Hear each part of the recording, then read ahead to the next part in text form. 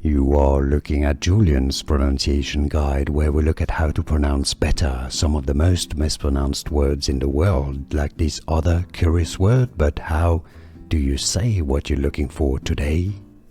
Name pronunciation. If you want to learn more medical terms and confusing vocabulary in English, make sure to stay tuned. We got it all coming up at the end of the video. Stay tuned to the channel. Most common pronunciation in English: anemia. Some may say it as anemia, which would be fine as well if it's this spelling.